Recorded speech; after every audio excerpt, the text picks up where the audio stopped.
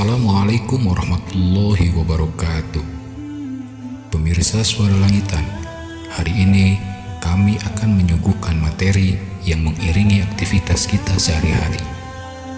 Terima kasih untuk selalu mengikuti channel ini dan menjadi inspirasi bagi kami.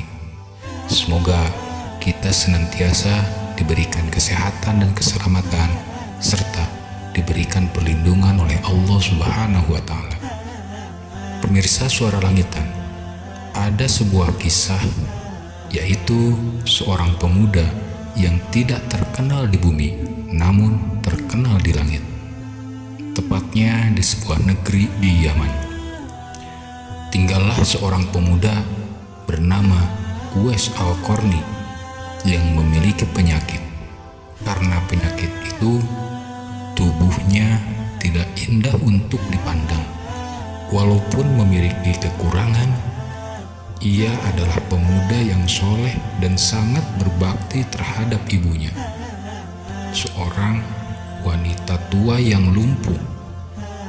Uwais senantiasa merawat dan memenuhi semua permintaan ibunya. Hanya satu permintaan yang sulit ia kabulkan. Ibunya berkata, "Anakku, mungkin ibu tak lama lagi akan bersamamu. Ikhtiarkan agar ibu dapat mengerjakan ibadah haji."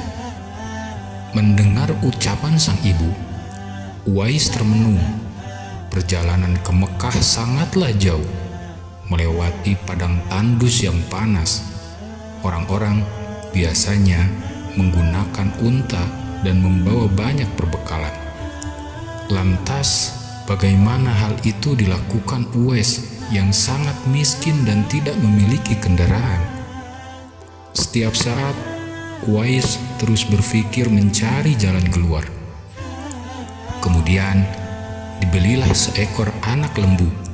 Kira-kira untuk apa anak lembu itu? Tidak mungkin seekor lembu itu dijadikan kendaraan untuk berangkat naik haji. Kemudian, Uwais membuatkan kandang di puncak bukit. Setiap pagi, ia bolak-balik menggendong anak lembu itu naik turun bukit. Sontak, orang-orang yang melihat tingkah laku Uwais berkata, "Uwais gila, Uwais gila." Ya, banyak orang yang menganggap aneh apa yang dilakukannya tersebut. Tak pernah ada hari yang terlewatkan ia menggendong lembu naik turun bukit. Makin hari, anak lembu itu makin besar, dan makin besar pula tenaga yang diperlukan Uwais. Tetapi karena dilakukannya setiap hari, anak lembu yang telah membesar itu pun tak terasa lagi untuk digendong. Setelah 8 bulan berlalu, sampailah pada musim haji. Lembu Uwais telah mencapai 100 kg. Begitu juga otot Uwais yang makin kuat. Ia menjadi bertenaga untuk mengangkat barang. Tahukah sekarang orang-orang apa maksud Uwais menggendong lembu setiap hari? Ternyata ia sedang latihan untuk menggendong ibunya untuk pergi naik haji. Uwais menggendong ibunya berjalan kaki dari Yaman ke Mekah. Subhanallah, alangkah besar cinta Uwais pada ibunya itu. Ia rela menempuh perjalanan jauh dan sulit demi memenuhi keinginan ibunya. Uwais berjalan tegap, menggendong ibunya wukuf di Ka'bah. Ibunya terharu dan bercucuran air mata telah melihat Baitullah. Di hadapan Ka'bah, ibu dan anak itu berdoa, "Ya Allah, ampuni semua dosa ibuku," kata Uwais. "Bagaimana dengan dosamu?" tanya sang ibu keheranan. Uwais menjawab, "Dengan terampuninya dosa ibu, maka ibu akan masuk surga. Cukuplah ridho dari ibu yang akan membawaku ke surga kelak." Itulah keinginan Uwais yang tulus dan penuh cinta. Allah Subhanahu wa Ta'ala pun memberikan karunia untuknya. Uwais seketika itu juga sembuh dari penyakit yang dideritanya. Hanya tertinggal bulatan putih di tengkuknya. Tahukah kalian apa hikmah dari bulatan disisakan di tengkuknya Uwais tersebut? Itulah tanda untuk Sayyidina Umar bin Khattab dan Sayyidina Ali bin Abi Thalib, dua sahabat Rasulullah, untuk mengenali seorang Uwais. Beliau berdua sengaja mencari di sekitaran Ka'bah karena Rasulullah Shallallahu Alaihi Wasallam berpesan, di zaman kamu nanti akan lahir seorang manusia yang doanya sangat diterima dan makbul. Kalian berdua pergilah cari dia. Dia akan datang dari arah Yaman. Dia dibesarkan di Yaman. Sesungguhnya Allah mengharamkan atas kamu durhaka pada ibu dan menolak kewajiban dan meminta yang bukan haknya dan membunuh anak hidup-hidup, dan Allah membenci padamu banyak bicara dan banyak bertanya, demikian pula memboroskan harta atau menghamburkan kekayaan. Hadis riwayat Bukhari dan Muslim. Pada suatu saat Uwais pergi ke kota Madinah. Setelah menempuh perjalanan jauh, akhirnya Uwais Al-Qarni sampai juga di kota Madinah. Segera ia mencari rumah Nabi Muhammad SAW. Setelah itu ia menemukan rumah Nabi. Diketuknya pintu rumah itu sambil mengucapkan salam. Keluarlah seseorang seraya membalas salamnya. Segera saja Uwais Al-Qarni menanyakan Nabi yang ingin dijumpainya. Namun ternyata Nabi tidak berada di rumahnya. Beliau sedang berada di medan pertempuran. Uwais Al-Qarni hanya dapat bertemu dengan Siti Aisyah radhiyallahu anha, istri Nabi. Betapa kecewanya hati Uwais. Dari jauh ia datang untuk berjumpa dengan Nabi, tetapi Nabi tidak dapat dijumpainya. Dalam hati Uwais Al-Qarni bergejolak perasaan ingin menunggu kedatangan Nabi dari medan perang. Tapi kapankah Nabi pulang? Sedangkan masih terngiang di telinganya pesan ibunya yang sudah tua dan sering sakit-sakitan itu agar ia cepat pulang dari Yaman. Akhirnya, karena ketaatannya kepada ibunya, pesan ibunya mengalahkan suara hati dan kemuannya untuk menunggu dan berjumpa dengan Nabi. Karena hal itu tidak mungkin, Uwais Al-Qarni dengan terpaksa pamit kepada Siti Aisyah radhiyallahu anha untuk segera pulang kembali ke Yaman. Dia hanya menitipkan salamnya untuk Nabi. Setelah itu, Uwais pun segera berangkat pulang mengayunkan langkahnya dengan perasaan amat sedih dan terharu. Peperangan telah usai dan Nabi pulang menuju Madinah. Sesampainya di rumah, Nabi menanyakan kepada Siti Aisyah radhiyallahu anha tentang orang yang mencarinya. Nabi mengatakan bahwa Uwais anak yang taat kepada orang tuanya dan dia adalah penghuni langit. Mendengar perkataan Nabi, Siti Aisyah radhiyallahu anha dan para sahabat tertegun.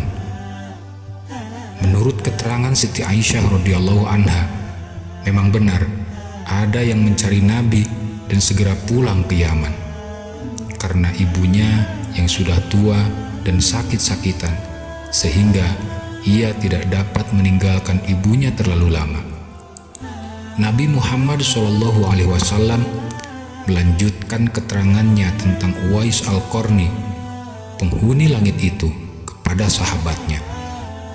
Kalau kalian ingin berjumpa dengan dia, perhatikanlah ia mempunyai tanda putih di tengah telapak tangannya.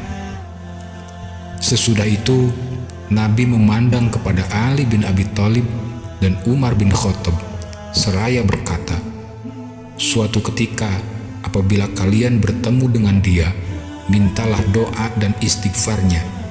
Dia adalah penghuni langit, bukan penghuni bumi.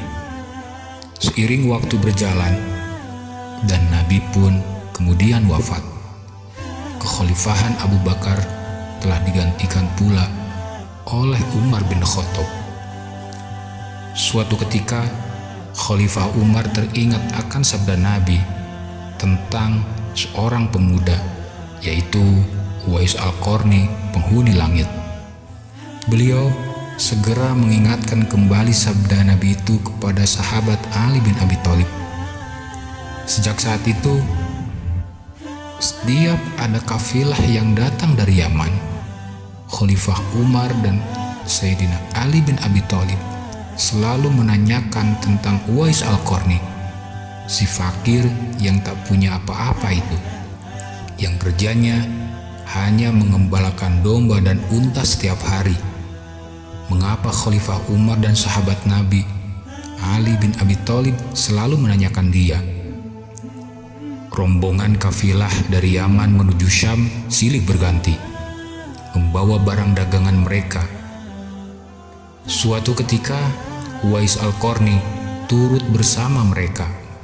Rombongan kafilah itu pun tiba di kota Madinah.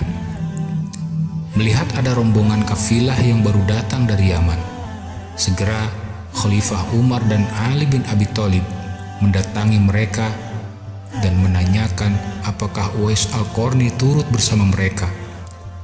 Rombongan kafilah itu mengatakan bahwa Uwais ada bersama mereka. Dia sedang menjaga unta-unta mereka di perbatasan kota. Mendengar jawaban itu, Khalifah Umar dan Ali bin Abi Thalib segera pergi menjumpai Uwais Al-Qarni. Sesampainya di kemah tempat Uwais berada, Khalifah Umar dan Ali bin Abi Thalib memberi salam. Tapi rupanya Uwais sedang menjalankan sholat. Setelah mengakhiri sholatnya dengan salam, Uwais menjawab salam Khalifah Umar dan Ali bin Abi Thalib sambil mendekati kedua sahabat Nabi tersebut dan mengulurkan tangannya untuk bersalaman. Sewaktu berjabatan, Khalifah dengan segera membalikkan telapak tangan Uwais. Seperti yang pernah dikatakan Nabi, memang benar, tampaklah tanda putih di telapak tangan Uwais Al-Qarni. Wajah Uwais nampak bercahaya. Benarlah seperti sabda Nabi bahwa ia adalah penghuni langit. Khalifah Umar dan Ali bin Abi Thalib menanyakan namanya dan dijawab dengan Abdullah. Mendengar jawaban Uwais, mereka tertawa dan mengatakan, "Kami juga Abdullah, yakni hamba Allah. Tapi siapakah namamu yang sebenarnya?"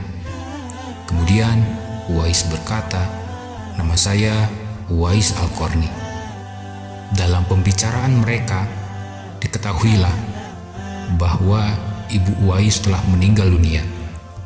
Itulah sebabnya ia baru dapat turut bersama rombongan kafilah dagang saat itu. Akhirnya Khalifah Umar dan Ali bin Abi Thalib memohon agar Uwais membacakan doa dan istighfar untuk mereka.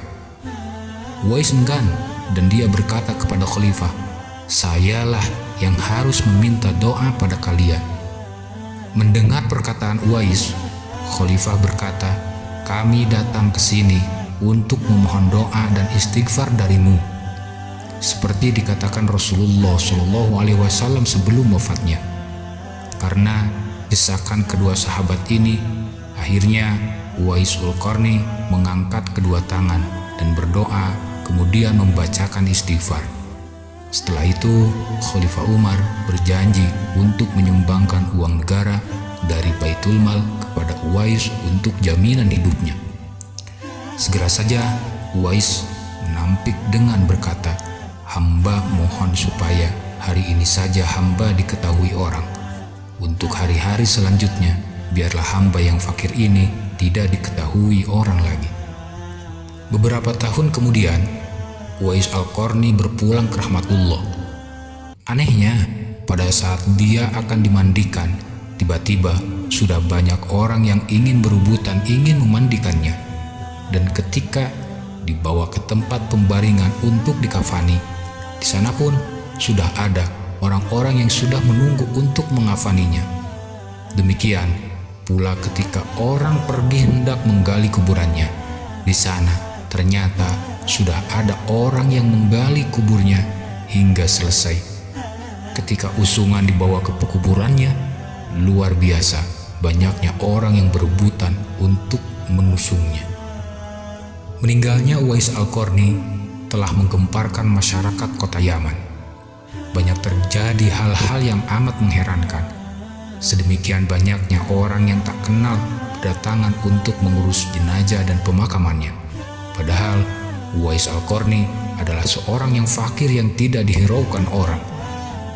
Sejak ia dimandikan sampai ketika jenazahnya hendak diturunkan ke dalam kubur, di situ selalu ada orang-orang yang telah siap melaksanakannya terlebih dahulu. Penduduk kota Yaman tercengang. Mereka saling bertanya-tanya, siapakah sebenarnya engkau, wahai Uwais Al-Qarni? Bukankah Uwais yang kita kenal hanyalah seorang fakir yang tak memiliki apa-apa, yang kerjaannya sehari-hari hanyalah sebagai pengembala domba dan unta? Tapi ketika hari wafatnya, engkau menggemparkan penduduk Yaman dengan hadirnya manusia-manusia asing yang tidak pernah kami kenal. Mereka datang dalam jumlah sedemikian banyaknya. Agaknya mereka adalah para malaikat yang diturunkan ke bumi hanya untuk mengurus jenazah dan pemakamannya. Berita meninggalnya Uwais Al-Qarni dan keanehan-keanehan yang terjadi ketika wafatnya telah tersebar kemana-mana.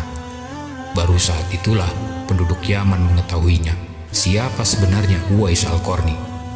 Selama ini tidak ada orang yang mengetahui siapa sebenarnya Uwais Al-Qarni, disebabkan permintaan Uwais Al-Qarni sendiri kepada Khalifah Umar dan Ali bin Abi Thalib agar merahasiakan tentang dia.